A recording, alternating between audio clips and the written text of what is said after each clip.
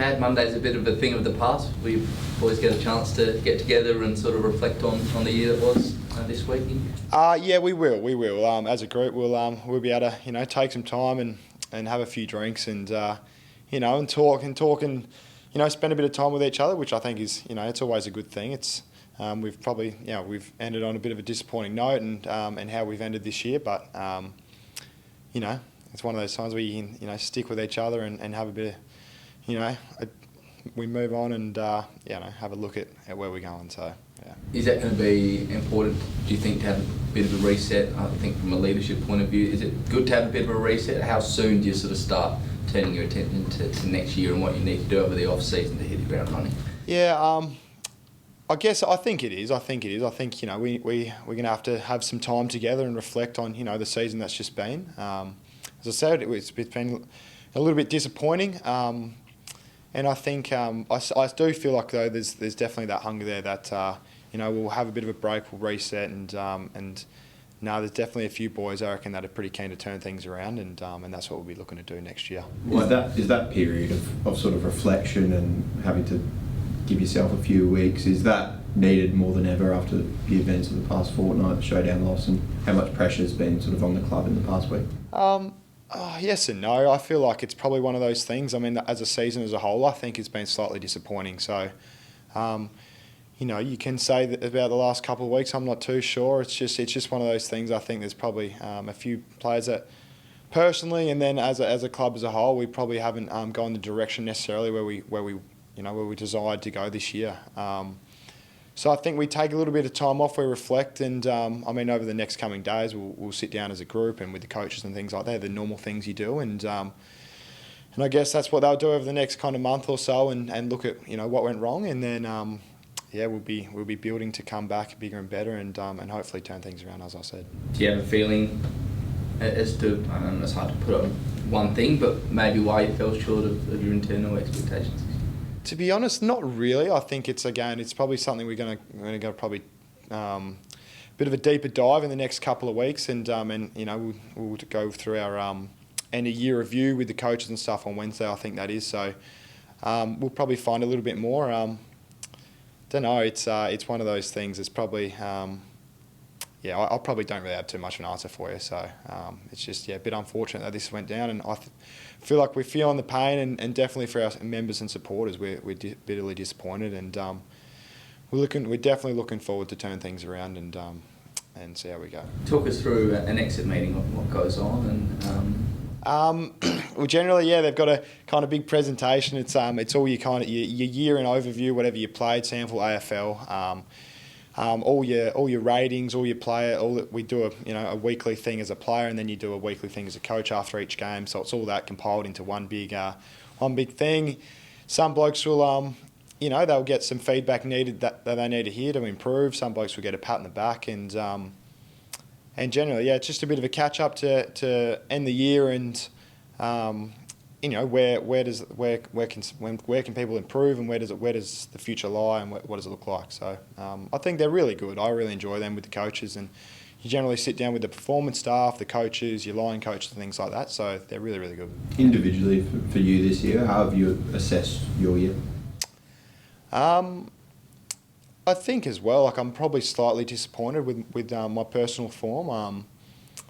It's one of those things. It's I could probably argue that I have again improved a little bit and had some solid performances in there, but I think I want to get to now with my footy is I want to be a really, really solid contributor for the team and to get wins. And unfortunately this year I wasn't wasn't necessarily strong enough to be able to do that every week. So a little bit disappointed, and again looking to turn things around and really build and keep improving. I guess that's probably my goals really. How do you, obviously exit interviews, maybe there's a bit more weight on it for guys who are coming out of contract. Is it something that you guys as teammates you talk about, you acknowledge the elephant in the room, or do you sort of just let people, when it's their future, do you just not mention it and almost pretend it's not happening? Yeah, it's a weird one. It's always a bit of tongue-in-cheek, I reckon, when you can see a few things, they come out on socials and whatever else, and things are being reported. And, these days I feel like you don't really know what's true and what's not. And, you probably don't deep dive into it too much. I don't think you don't get too. It is that bit of an elephant in the room that isn't necessarily always talked about. There's probably certain situations where it is, and that's where it lies. But it is always quite a hard time of year, I guess. There's blokes out of contract. I think we've got a few this year, and things like that. So you got to almost wrap your arms around and kind of be there for especially those guys. And it's a stressful time for, I think, a lot of people. It's end of the year, as I said, there'd be probably a few people that are a little bit disappointed with how things have gone and where that lies. So that's where all that sits. With Tex, obviously, is one that's out of contracts, but it seems like he does want to play on next year. Is that a situation where that he's such a leader of this club? Do you want him to stick around, and how important is it for your forward line in particular?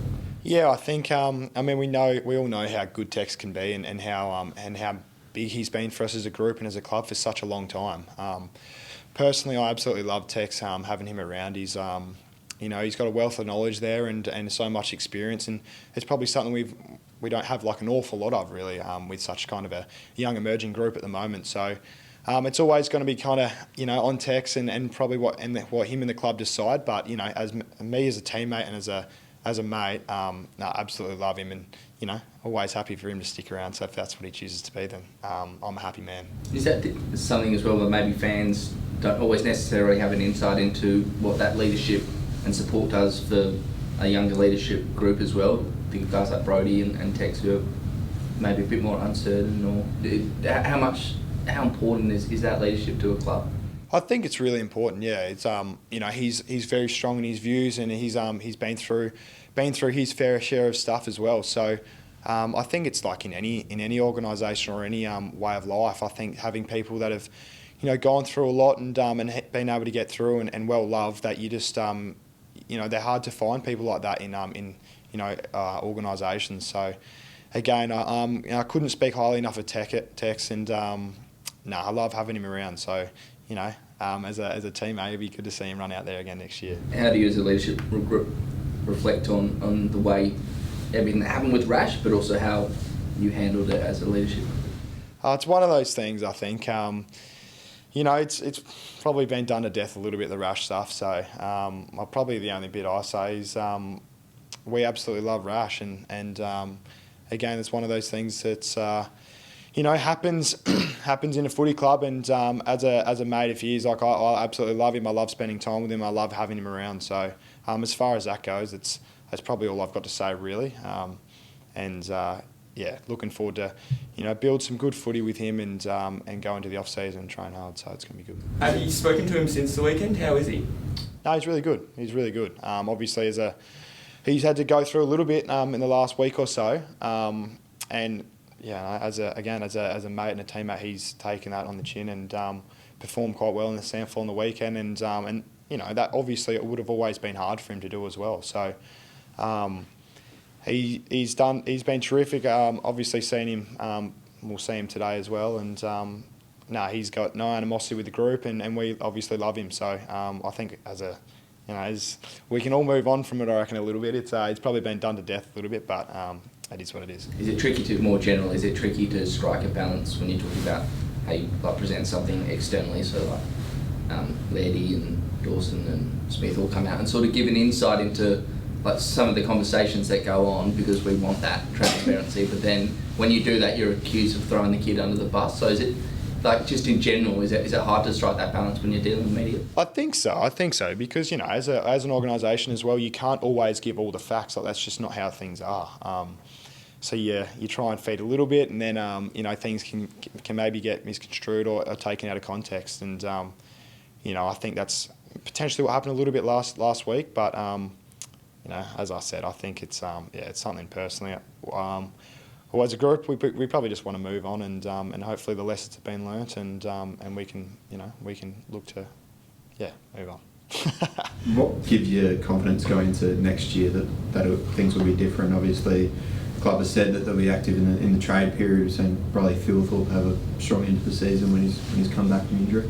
Yeah, well, I think that's probably very important to note. I don't think it's definitely hasn't been all doom and gloom for the club.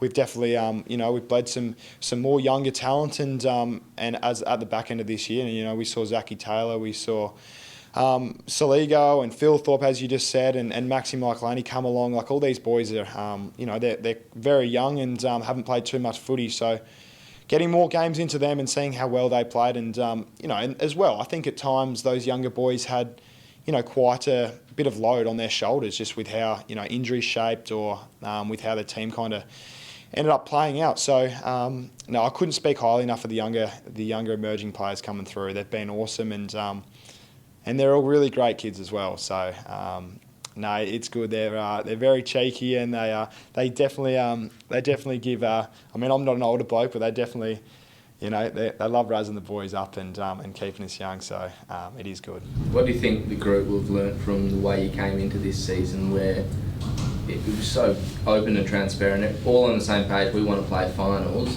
Do you think it'll be a bit more understated in terms of the way you enter next year, and then try to keep a lid on things a bit? Yeah, it's a funny one, I think, because I guess we look back at the start of the year and like, what would you do different? We wanted to embrace expectation. We clearly knew that was out there, and we didn't want to hide away from that. And unfortunately, we fell short. And that's obviously what's really disappointing. But whether or not we said we were we wanted to make finals, and I think it's always going to be it's always going to be a desire and maybe a semi-expectation that you do that at the start of every season. So. To what we say next year, I've got no idea. As a player, I'll always be saying, let's go win it. Let's see how far we can go. So yeah, with all that, I'm not too sure, but it'd be nice to just start fresh and we can go. And the disappointing thing about this year is that we really shot ourselves in the foot at the start of the season. We were almost playing catch up the whole time. So if there's one thing I can probably assure, that we will be aiming not to do that again next year. How do you make sure you don't do that again then? Last couple of guys. I guess it's one of those things. You got to back the people around you. The club will do a power of work, I guess, in the next little bit to see what's right for the organisation, for the players, and whether that's with draft and potentially trade period. As you said, by the sounds, the club want to be aggressive in that sense. So. Bringing more good people into the organisation, and then obviously getting that lift from the boys that are already here and the people that are already here, I think is obviously always important to any organisation that wants to get better. So you always got to look to improve, and next year for us will be no different. Will the leaders address like what everyone should do over the off-season in terms of being able to hit the ground running, or is that the sort of thing you leave to Virgo and high-performance staff? I think post-game on the weekend we had a brief talk about that, and the expectation is always that you come back and you're ready to go, and we'll have targets we've got to hit, we'll have this and that, but I feel like the group we've always trained really, really hard, and by the time I've been here, I've been super impressed with how blokes have returned back from their holidays and things like that. So it'll be one of those things. I think there's definitely fire there for the boys to come through and improve, and I know that's definitely for me as well. I think 5 to 10 things are things that I want to look to improve and get better, and I guess if we just look to everyone keep improving that 1-2%, then as a whole group, it's going to go a long way. So yeah, that's what we'll be looking to do, I reckon.